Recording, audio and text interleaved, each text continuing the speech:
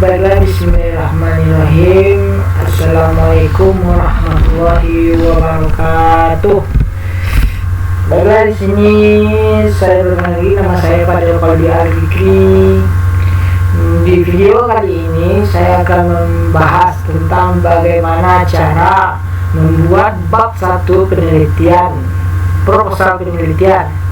Nah, di langsung saja kita masuk, yaitu bab 1 yaitu pendahuluan, yang dimana pendahuluan tersebut ada 4 bagian, yaitu yang pertama itu ada latar belakang penelitian, perumusan masalah, tujuan penelitian, dan manfaat penelitian. Nah, di sini saya akan membahas satu-satu. Yang pertama adalah latar belakang. Bagaimana sih cara menyusun latar belakang yang baik itu, gitu kan? Jadi menyusun latar belakang yang baik itu, ya nanti saya jelaskan. Sebelum kalian menyusun latar belakangnya, kalian harus mencari judul yang akan kalian teliti ini.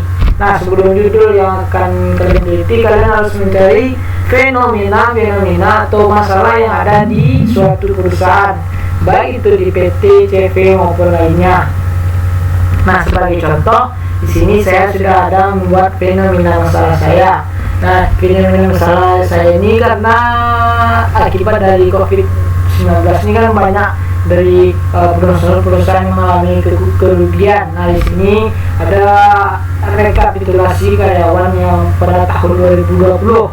Nah, yang dimana yang pertama itu karyawan yang di PHK ada 50%, yang kedua karyawan yang bekerja di rumah dan kompensasinya dipotong ada 10%.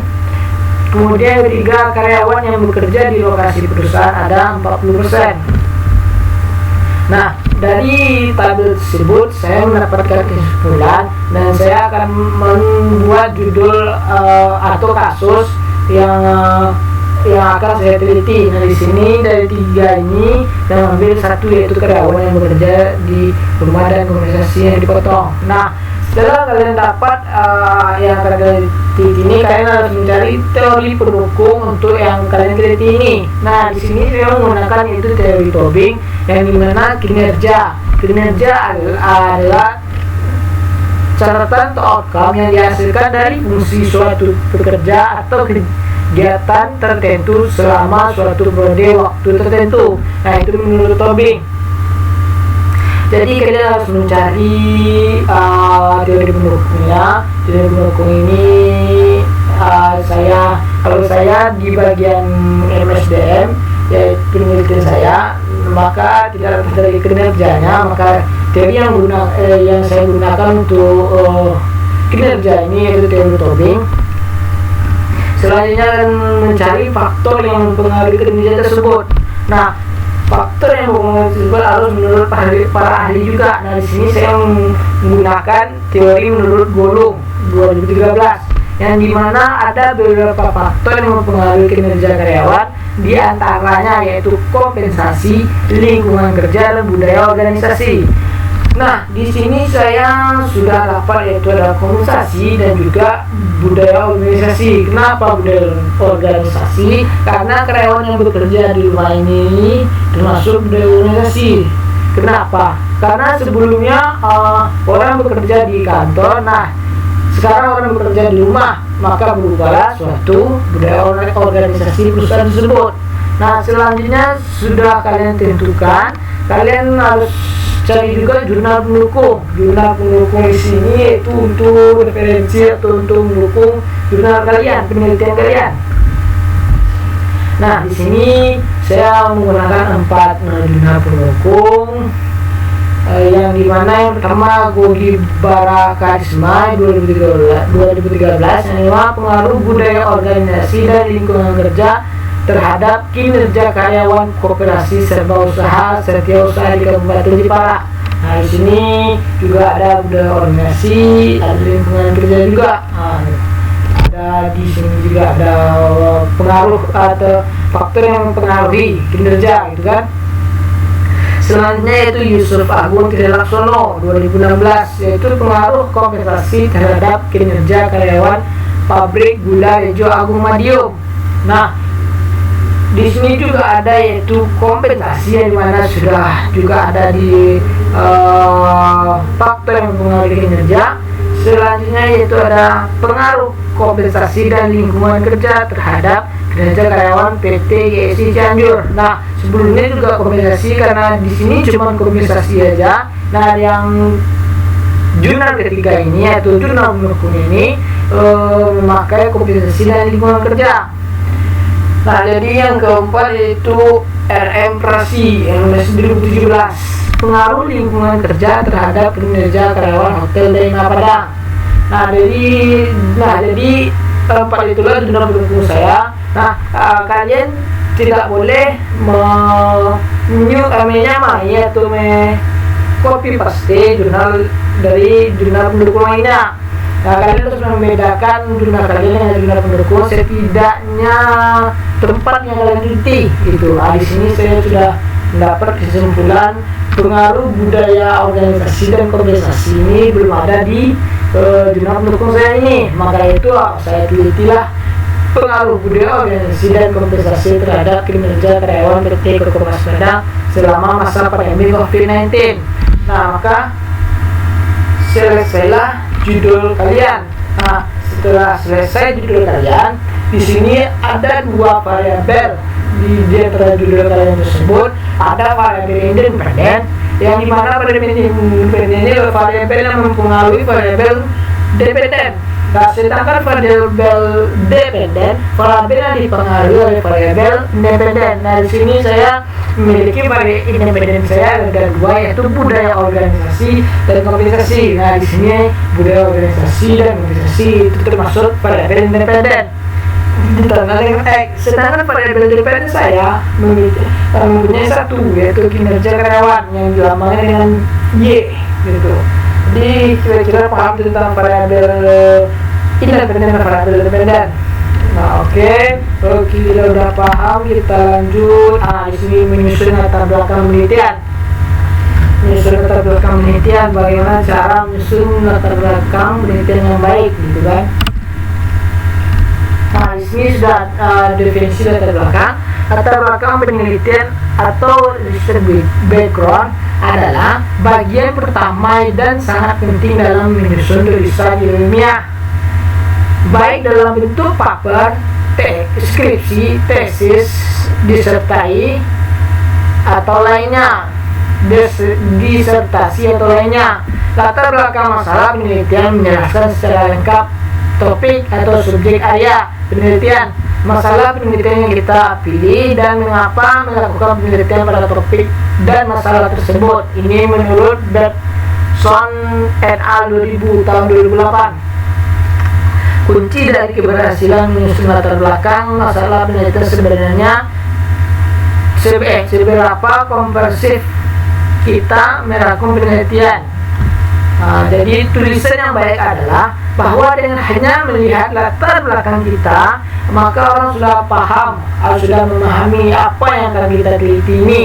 Nah, untuk bisa mencapai itu, pokok pikiran seluruh paragraf pada latar belakang masalah penelitian harus memuat dan mengikuti pola alur berikut. Nah, di sini saya sudah membuat pola alur latar belakang. Bagaimana cara membuat latar belakang? Yang pertama yaitu ada introduction. Introduction ini terkait dengan objek penelitian kita. Kita harus menceritakan objek yang kita teliti ini, minimal 3 paragraf, 3 atau sampai 5 paragraf. Nah, sebagai contohnya, contohnya ini punya saya ini introduction-nya. Nah, ini saya menceritakan area objek yang saya akan teliti, yaitu di PT Koko Mas Padang. Nah, pada masa pandemi COVID-19 yang telah terjadi hampir di seluruh bagian dunia, membawa dampak yang cukup besar bagi kehidupan termasuk perekonomian.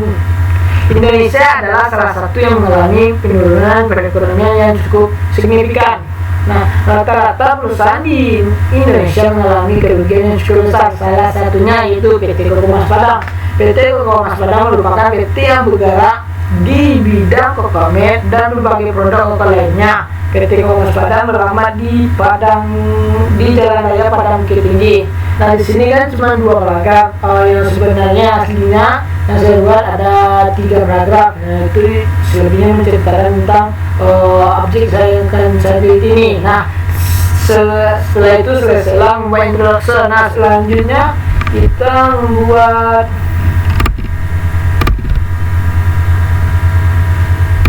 setelah introduction kita membuat variabel Y, yang dimana variabel Y saya tadi ada kinerja karyawan. Nah variabel ini ada bagian-bagiannya, itu ada pertama ada pengantarnya, habis itu ada definisi variabel yang dari 2 menurut para ahli, setelahnya simpulan dengan bahasa kita sendiri, dan selanjutnya itu faktor-faktor yang mengenai variabel itu tersebut. Nah sebagai contohnya punya saya ini yaitu ada variabel Y,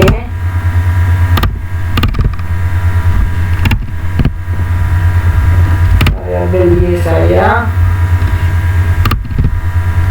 Nah di sini variabel Y saya ada kinerja karyawan, dan di mana pertama tadi itu ada pengantarnya. Kalian tidak boleh langsung masuk aja kinerja karyawan adalah, tidak boleh. Kalian harus membuat kata pengantarnya minimal mungkin 1 kalimat. Nah di sini saya membuat 1 paragraf, yang dimana sebagai contohnya itu pada saat sekarang ini baik buruknya suatu perusahaan tergantung kepada kinerja karyawannya. Jika kinerja karyawan suatu perusahaan itu buruk, maka akan berdampak buruk bagi perusahaan itu sendiri. Begitupun sebaliknya, jika kinerja karyawan itu baik, maka akan berdampak baik bagi perusahaan. Jadi yang terpenting bagi suatu perusahaan itu adalah kinerja karyawan. Nah, situ saya sudah membuat 1 paragraf pengantarnya. Selanjutnya kalian membuat definisi variabel Y menurut para ahli. Nah di sini saya membuat 2 menurut para ahli, yang dimana kinerja menurut Rifai 2009 adalah perilaku nyata yang ditampilkan setiap orang sebagai prestasi kerja yang dihasilkan oleh karyawan sesuai dengan perannya dalam perusahaan. Nah di sini pertama itu menurut Rifai, dan kedua ini sedangkan menurut Tobing 2009 berpendapat bahwa kinerja atau performance adalah catatan outcome yang dihasilkan dari fungsi suatu pekerjaan atau kegiatan tertentu selama suatu periode waktu tertentu. Nah sudah selesai dua definisi variabel saya menurut para ahli. Nah selanjutnya kalian menyimpulkan dengan bahasa sendiri. Nah sebagai contoh yang punya saya, sehingga dapat dipahami kinerja adalah hasil nyata dari suatu periode, hasil nyata dari keberhasilan seseorang dalam melaksanakan tugas yang diberikan kepadanya dalam periode tertentu. Nah sudah saya buatlah pendapat menurut saya. Jadi kalian harus memakai kata sehingga dapat dipahami, juga boleh atau yang lainnya. Sudah saya buat. Selanjutnya yaitu ada faktor-faktor yang mempengaruhinya. Nah di sini faktor tadi sudah saya buat tadi, yang di pas penentuan judul. Nah ada beberapa faktor yang mempengaruhi kinerja karyawan, yaitu diantaranya kompensasi, lingkungan kerja, dan budaya organisasi. Nah di sini menurut Godong 2013. Selanjutnya itu sudah selesai kita membuat variabel Y, maka langsung saja kita membuat variabel X1, yang dimana variabel X1 saya tadi budaya organisasi, yaitu ada bagiannya, itu ada pengantarnya, dan sama juga dengan variabel Y karena harus membuat pengantarnya, membuat definisi variabel X1 dari para ahli, mungkin dua ahli gitu, dan simpulkan dengan bahasa sendiri. Habis itu kalian buat indikator dan hubungannya antara X1 dan Y. Nah sebagai contoh saya,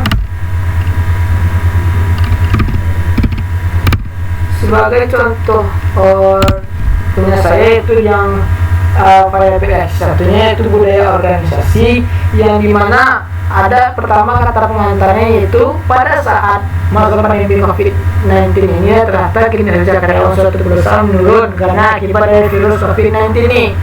pihak perusahaan banyak mempekerjakan karyawannya di rumah untuk memutuskan rantai penyebaran COVID-19. Maka dari itu, berubahlah suatu organisasi perusahaan yang dimana karyawan yang biasa kerja di rumah, kerja di lokasi perusahaan, sekarang harus bekerja di rumah. Jadi sudah saya buat satu paragraf kata pengantarnya. Kalian harus membuat minimal mungkin satu kalimat. Nah, di sini saya sudah membuat satu paragraf. Selanjutnya kita membuat yaitu definisi menurut para ahli. Nah, di sini saya membuat definisinya yaitu menurut Seshin 1992, budaya organisasi adalah pola dasar yang diterima oleh organisasi untuk bertindak dan memecahkan masalah. Bentuk karyawan yang mampu beradaptasi dengan lingkungan dan mempersatukan anggota-anggotanya. Sedangkan menurut Shuai dan Lot G tahun 2000, budaya organisasi merupakan sistem nilai organisasi dan akan mempengaruhi cara pekerjaan dilakukan dan cara para karyawan berperilaku. Nah, di sini saya sudah membuat dua menurut para ahli. Selanjutnya kalian simpulkan dengan bahasa kalian sendiri, dengan bahasa kalian sendiri, yaitu dapat sehingga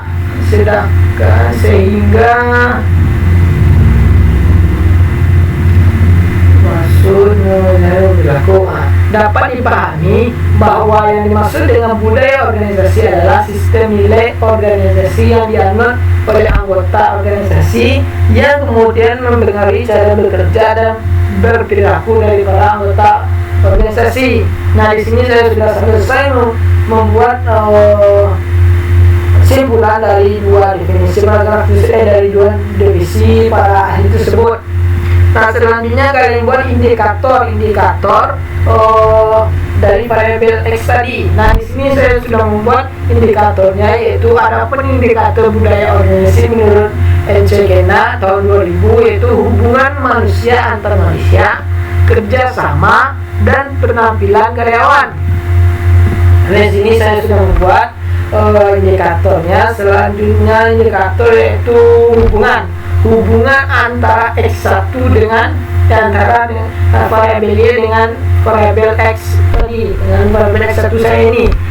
Maka saya buat sehingga dapat dipahami semakin bagus budaya organisasi suatu perusahaan, maka akan semakin bagus kinerja karyawan.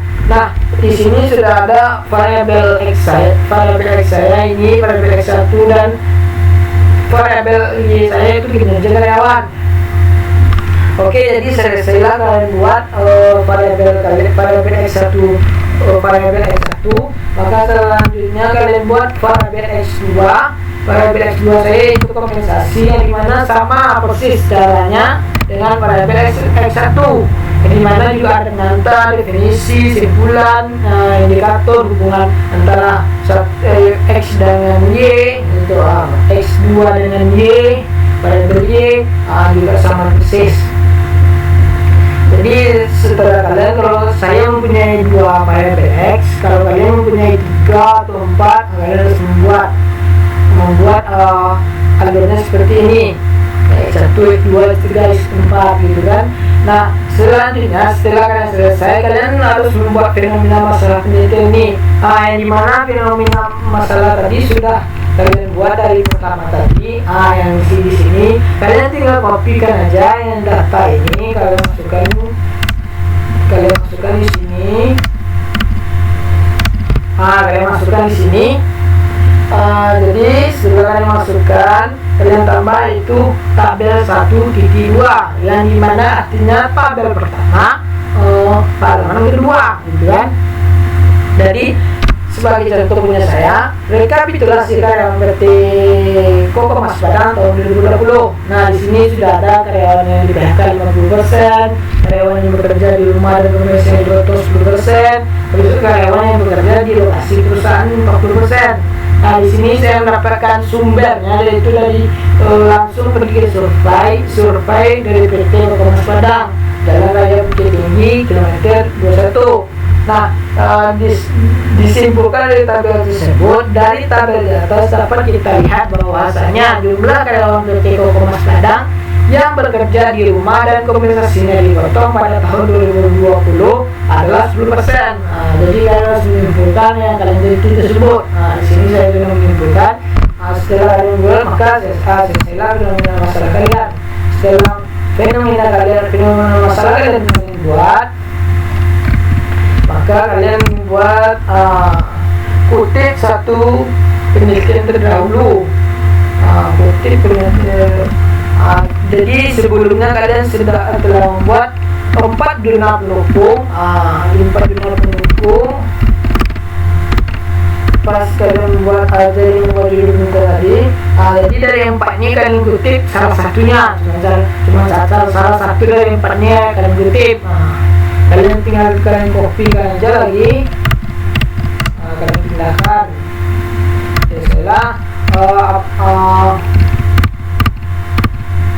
kutip kalian kutip penutup dulu. Selanjutnya kalian buat penutup. Penutup di sini kalian harus membuat 1 atau 2 kata, yang dimana setelah saudara memasukkan penelitian terdahulu, maka buatlah 1 atau 2 kalimat penutup. Misalnya berdasarkan fenomena masalah di atas, maka penelitian ini dilakukan dengan judul. Jadi langsung kalian masuk judul. Judul kalian ini kalian lanjutkan judul dari kalimat penutup. Tapi judul kalian itu harus kalian buat tanda kutip di awal dan di akhir judul. Judul kalian terbangkan. Setelah kalian terbangkan, maka selesailah kalian membuat latar belakang yang baik gitu. Latar belakang. Jadi kalian sudah selesailah sampai judul dan selesailah membuat alur latar belakang. Sesudah latar belakang kalian buat, kalian harus membuat lagi, yaitu perumusan masalah harus kalian buat lagi. Di sini sebagai contoh perumusan masalah saya, video saya ini perumusan masalah ini. Di perumusan masalah saya di sini saya memakai kata bagaimanakah. Di sini ada 2 kata, yaitu bagaimanakah dengan apakah. Kalian juga bisa pakai bagaimanakah pengaruh budaya organisasi, apakah pengaruh budaya organisasi. Setelah kalian mau pakai apa, bagaimanakah apa atau apakah. Di sini saya memakai bagaimanakah pengaruh organisasi terhadap kinerja karyawan PT Koko Mas Padang pada tahun 2020. Di sini saya memakai budaya organisasi dengan 2 variabel X, yaitu budaya organisasi dan kompensasi. Yang kedua kalian buat juga lagi bagaimanakah pengaruh kompensasi terhadap kinerja karyawan PT Koko Mas Padang pada tahun 2020. Setelah kalian buat yang kedua, yang ketiga yaitu bagaimanakah pengaruh budaya organisasi dan kompensasi secara simultan. Jadi kalian harus membuat secara simultan, nanti akan kita jelaskan setelah bagaimanakah pengaruh budaya organisasi dan kompensasi secara simultan ini. Nanti kalian buat di bab 23 kalau nggak salah, terhadap kinerja karyawan PT Koko Mas Padang ini tahun 2020. Di sini saya hanya memakai 2 variabel, X, yaitu budaya organisasi dan kompensasi. Maka ada 3 lah perumusan masalah saya. Jika kalian memakai 3 atau 4, maka di sini bertambah jadi 5 atau 6 gitu. Tergantung berapa banyak variabel X kalian. Setelah kali ini kalian telah selesai membuat perumusan masalah. Selanjutnya, sesudah membuat perumusan masalah, kalian buat lagi, yaitu tujuan penelitian. Dari mana di sini tujuan penelitian. Tujuan penelitian tadi sebagai contoh punya saya, yaitu tujuan penelitiannya. Tujuan penelitian ini sangat mudah sekali membuat. tinggal mengopikan perumusan masalah kalian tadi. Perumusan masalah kalian tadi kalian kopikan dan kalian pindahkan ke sini dan ganti, cuman kalian ganti katanya dengan bagaimanakah atau apakah tadi dengan untuk mengetahui, karena tujuannya yaitu ya untuk mengetahui pengaruh budaya organisasi ini bagaimana tadi itu. Jadi tujuannya untuk mengetahui. Nah di sini kalian buat untuk mengetahui, di sini juga untuk mengetahui, dan di sini juga untuk mengetahui. Nah sangat mudahlah membuat tujuan penelitian ini. Nah setelah kalian buka itu maka langsung saja itu yang terakhir yaitu manfaat penelitian. Nah manfaat penelitian ini ada 3, yaitu ada manfaat untuk bagi penulis, bagi perusahaan, dan bagi penelitian selanjutnya. Nah sebagai contohnya, bagi penulis dari penelitian saya ini dapat menambah pengetahuan dan wawasan mengenai pengaruh budaya organisasi dan kompensasi terhadap kinerja karyawan PT Komas Padang tahun 2020. Nah di sini kalian bisa memakai kata yang saya buat ini atau kata yang lain, kalian berubah atau kalian bolak-balikan itu dengan wawasan untuk pengetahuan juga boleh secara kalian. Nah selanjutnya itu bagi perusahaan. Kalau bagi perusahaan kalau kata-kata saya diharapkan penelitian ini dapat menjadikan sebagai masukan dan bahan pertimbangan dalam pengambilan keputusan terkait kinerja karyawan PT Komas tahun 2020. Nah di sini saya memakai kata-kata ini, jadi setelah kalian memakai kata-kata saya juga boleh, atau ada yang kalian temukan, ada yang kalian pakai yang lain dari saya juga boleh, setelah kalian yang penting tidak asal-asalan, tidak efektif kata-katanya. Dari sini juga sangat efektif lah kalau dipakai kata-kata ini. Nah selanjutnya itu bagi peneliti selanjutnya, bagi peneliti selanjutnya diharapkan penelitian ini dapat dijadikan sebagai bahan acuan atau referensi bagi peneliti selanjutnya. Maka bagi peneliti selanjutnya itu bagi peneliti selanjutnya cuman digunakan untuk referensi. Jadi nanti bisa mengutip jurnal penelitian kita untuk jurnal dia untuk penelitian selanjutnya gitu kan. Jadi setelah selesai kalian buat bagi penelitian selanjutnya, maka selesailah bab 1 kalian. Nah maka dari itu terima kasih telah menonton video saya kali ini. Jadi mohon maaf apabila ada kata yang salah, yang tidak berkenan di hati, mohon maaf. Saya akhiri, wassalamualaikum warahmatullahi wabarakatuh.